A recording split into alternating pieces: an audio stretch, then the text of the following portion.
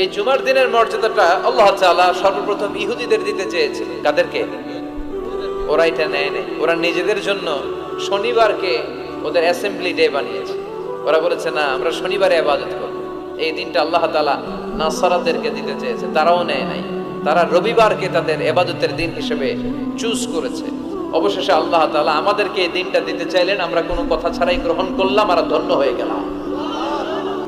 জুমার দিনটা আমাদের দিন, গাদান মানে তারপরের দিন শনিবার হচ্ছে ইহুদিদের জন্য, আর রবিবার হচ্ছে খ্রিস্টানদের জন্য। আর আমাদেরকে জুমার দিন দিয়ে খুশি হয়ে গেলেন কে?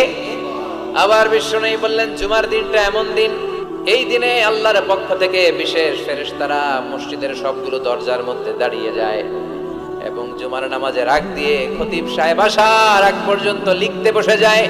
কে কে মসজিদে ঢুকে নামগুলো তারা কাউন্ট করে, এন্ট্রি করে।